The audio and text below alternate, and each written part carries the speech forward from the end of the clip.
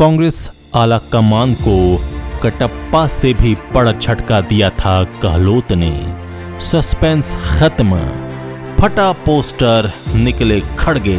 नमस्कार, आजाद सिपाही विशेष में आपका स्वागत है। मैं हूं राकेश सिंह। एक समय इस बात को लेकर देश भर में सस्पेंस था, नेशनल सस्पेंस था कि कटप्पा ने बाहुबली को क्यों मारा। लेकिन अब उससे भी ज्यादा सस्पेंस लेकर आया है कांग्रेस अध्यक्ष पद का चुनाव। मानो देश की ग्रैंड ओल्ड पार्टी कांग्रेस के अध्यक्ष पद का चुनाव न हुआ, किसी को पट्टा लिखने जैसा हो गया। गांधी परिवार ऐसी दुविधा में फंसा कि राजस्थान की पूरी राजनीतिक जमीन ही हिल गई। बाकी लॉबी एक्टिव होने लगी। मूक दर्शक बने रहे सचिन पायलट।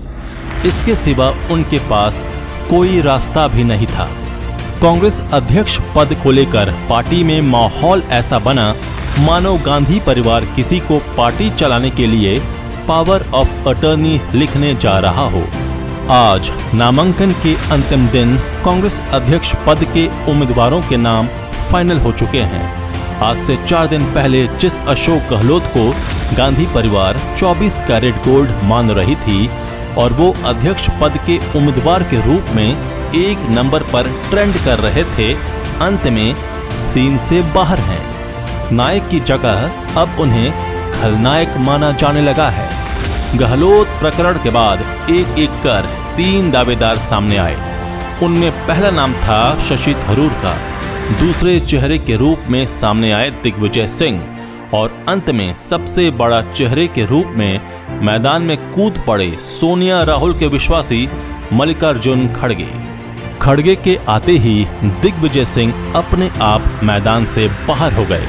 कांग्रेस अध्यक्ष पद के नामांकन की घोषणा के साथ ही अशोक गहलोत का अध्यक्ष पद के लिए जब नाम सामने आया तो एक बार ये लगा था कि ताज इनके सिर पर बंध जाएगा। लेकिन जब परीक्षा की घड़ी आई तो सबसे पहले गहलोत ने ही आला कमान को आंख दिखाने शुरू की। राहुल गांधी के नए नवेले रूल, एक व्यक्ति एक पद को उन्होंने धता बता दिया। राजस्थान के मुख्यमंत्री पद की कुर्सी को भी वो अपनी मुट्ठी में रखना चाह रहे थे और अपने सिर पर अध्यक्ष का ताज भी बंधवाना चाह रहे थे। इसलिए वो बागियों जैसा बर्ताव करने लगे। नतीजा ये हुआ कि मुख्यमंत्री की कुर्सी भी उनके तशरीफ से फिसलती हुई दिख रही है। ऐसे तो कांग्रेस पारदर्शी और लोकतांत्रिक तरीके से अध्यक्ष पद के चुनावों का दावा कर रही है, लेकिन ये भी साफ है कि कुर्सी पर वही बैठेगा जिसे सोनिया राहुल चाहेंगे। अगर चुनाव पारदर्शी होता तो नॉमिनेशन से पहले इतना सस्पेंस ही नहीं होता। ये तो चुनावी प्रक्रिया के बाद का विषय है। इस पूरे प्रकरण से एक बात साफ है कि अगर गांधी परिवार ने थोड़ी भी छूट अपने नेताओं को दे दी तो वे आपस में ही लड़ कट जाएंगे। फिलहाल मल्लिकार्जुन खड़गे का पलड़ा भारी दिखाई पड़ रहा है। हो भी क्यों नहीं, गांधी परिवार के नवरत्नों में से वो भी एक रत्न है। नॉमिनेशन के साथ ही तय हो गया है कि अगला अध्यक्ष गैर गांधी ही होगा। कांग्रेस अध्यक्ष पद को लेकर आखिर इतना बड़ा सस्पेंस क्यों क्रिएट किया जा रहा है, इस पर से पर्दा उठा रहे हैं आजाद सिपाही के विशेष संवाददाता राकेश सिंह। कहते हैं, जब राजा को किसी मजबूरी के तहत अपने परिवार से अलग किसी को विरासत सौंपनी होती है तो वो अपने सबसे करीबी दरबारी को ही ढूंढता है, क्योंकि उसे अपना खड़ाऊं पूजक ही चाहिए होता है। कांग्रेस के साथ भी यही हुआ। जब ये तय हुआ कि कांग्रेस के युवराज राहुल गांधी अध्यक्ष पद की कमान नहीं संभालेंगे, तब सोनिया गांधी को ये डर सताने लगा कि इससे तो पार्टी पर पकड़ ढीली हो जाएगी। ये भी हो सकता है कि कहीं पार्टी के लोग बिखर नहीं जाएं। ऐसे में सबसे सुरक्षित रास्ता यही था कि क्यों न अपने सबसे करीबी को ही कमान सौंप दी जाए। इसके लिए बहुत ही चालाकी से शुरू किया गया कौन बनेगा कांग्रेस अध्यक्ष का शो। इसमें सबसे पहले एंट्री हुई राजस्थान के मुख्यमंत्री और अब तक सोनिया गांधी के विश्वसनीय समझे जाने वाले अशोक गहलोत की। अशोक गहलोत ने साम दाम दंड भेद हर तरह से दांव अपनाना शुरू किया। एक तरफ ऊपर वो सोनिया गांधी की आंखों के तारे भी बना रहना चाहते थे और दूसरी तरफ दबाव बनाने के लिए उन्होंने अपने करीबियों से आलाकमान को गीदड़ भभकी भी दिलानी शुरू कर दी। उन्हें लगा कि उनके समर्थक विधायकों की धमकी के आगे कांग्रेस आलाकमान झुक जाएगा और राजस्थान में उनकी पसंद का कोई व्यक्ति मुख्यमंत्री बन जाएगा। इस तरह परोक्ष रूप से सीएम पद भी उनके पास रहेगा और कांग्रेस अध्यक्ष का ताज भी उनके सिर पर सज जाएगा। सो वो बागी बन गए। उन्होंने अपना मसल पावर दिखाना शुरू कर दिया।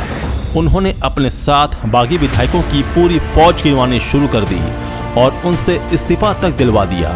उन्होंने राजस्थान की राजनीतिक जमीन हिलानी शुरू कर दी, लेकिन अशोक गहलोत के इस कदम को राहुल गांधी ने अपने बनाए गए एक व्यक्ति एक पद के रूल की नाफरमानी मानी और मामला यहीं से उलट गया।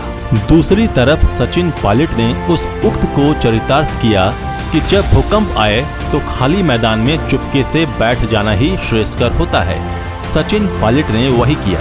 वो शांति से गहलोत के पॉलिटिकल ड्रामे को वॉच करने लगे, क्योंकि गहलोत अगर कांग्रेस अध्यक्ष बनते तो हो सकता था कि सचिन पायलट को राजस्थान के मुख्यमंत्री की कुर्सी नसीब हो जाती, लेकिन अशोक गहलोत ये कतई नहीं चाहते थे। इसमें उनका अपना पर्सनल इंटरेस्ट था। लेकिन सोनिया गांधी ने भी गहलोत के दाव को अच्छी तरह से भांप लिया और उन्होंने अशोक गहलोत को सबसे पहले अध्यक्ष पद की रेस से बाहर का रास्ता दिखा दिया। चर्चा तो यहाँ तक है कि भविष्य में कहीं गहलोत को मुख्यमंत्री की कुर्सी भी न गंवानी पड़े। अध्यक्ष पद को लेकर सोनिया गांधी बहुत फूंक फूंक कर कदम रख रही थीं। राहुल के भारत जोड़ो यात्रा में होने के कारण उन्होंने गुरुवार को प्रियंका गांधी के साथ बैठक की और कहते हैं इसी बैठक में मल्लिकार्जुन खड़गे के नाम पर मुहर लगी। इधर अध्यक्ष पद के चुनाव में अचानक G23 भी एक्टिव हो गया। ये वही ग्रुप है जिसने पार्टी लीडरशिप में बदलाव का मुद्दा उठाया था। गुरुवार देर रात तक मीटिंग चली। शुक्रवार को जो तस्वीर सामने आई उसमें खड़गे के नॉमिनेशन में इस ग्रुप के सबसे मजबूत नेता यानी आनंद शर्मा और मनीष तिवारी प्रस्तावक के तौर पर मौजूद रहे। फिलहाल कांग्रेस में अध्यक्ष पद के चुनाव के लिए शुक्रवार को 3 नामांकन हुए। पहला नामांकन शशि थरूर, दूसरा नामांकन झारखंड के कांग्रेस लीडर KN त्रिपाठी और तीसरा नामांकन मल्लिकार्जुन खड़गे ने किया। इसके साथ ही यह तय हो गया कि कांग्रेस का अगला अध्यक्ष गैर गांधी ही होगा और ताज खड़गे के सिर बंधेगा। शशि थरूर और KN त्रिपाठी के प्रस्तावकों में इक्का दुक्का ही राजनेता हैं, लेकिन गांधी परिवार की राइट चॉइस बताए जा रहे मल्लिकार्जुन खड़गे के प्रस्तावकों के लिस्ट में 30 बड़े नेताओं के नाम हैं। इनमें G23 के कई बड़े चेहरे भी शामिल हैं। खड़गे के साथ नेताओं के हुजूम की तस्वीर ये साफ कर रही है कि नॉमिनेशन मात्र से ही सस्पेंस पर से पर्दा उठ गया है। आलाकमान और कांग्रेस के बड़े नेताओं के सपोर्ट से खड़गे का अध्यक्ष बनना तय माना जा रहा है। अगर ऐसा होता है तो मल्लिकार्जुन खड़गे बाबू जगजीवन राम के बाद दूसरे दलित अध्यक्ष बनेंगे। शुक्र है, शुक्रवार है, फटा पोस्टर निकले खड़गे। शुक्रवार सुबह 10 बजे तक कांग्रेस अध्यक्ष के लिए 2 ही नाम चर्चा में थे। पहला दिग्विजय सिंह और दूसरा शशि थरूर का। इस वक्त तक मल्लिकार्जुन खड़गे की कोई चर्चा भी नहीं थी। कहा जा रहा था कि दिग्विजय सिंह नामांकन भरेंगे। शशि थरूर खुद ही नॉमिनेशन भरने का ऐलान कर चुके थे। नॉमिनेशन की चर्चा के बीच दिग्विजय सिंह अचानक मल्लिकार्जुन खड़गे से मिलने पहुंचे। मुलाकात चल ही रही थी कि कांग्रेस नेता प्रमोद तिवारी ने कहा कि दिग्विजय सिंह तो चुनाव से बाहर हो गए हैं, लेकिन करीब आधे घंटे तक दिग्विजय सिंह के चुनाव लड़ने या न लड़ने पर सस्पेंस ही छाया रहा।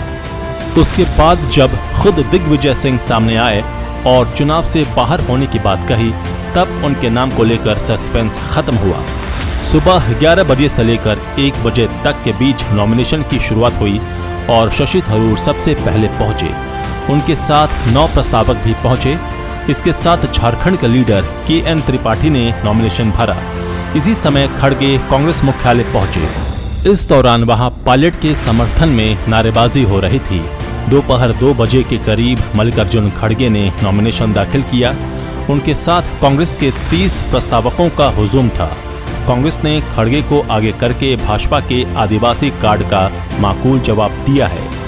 एक तरह से इसे प्रधानमंत्री नरेंद्र मोदी ने जिस अंदाज में राष्ट्रपति पद के लिए द्रौपदी मुर्मू को आगे लाकर देश के करीब 10% आदिवासियों को ये संदेश दिया था कि राष्ट्र के सर्वोच्च पद पर एक आदिवासी महिला को बिठाने का काम पहली बार उनकी अगुवाई में भाजपा ने किया है, कुछ उसी तरह राहुल गांधी ने कांग्रेस के शीर्ष पद के लिए मल्लिकार्जुन खड़गे को आगे करके देश के 22% दलितों को कांग्रेस के साथ जोड़ने की कोशिश की है।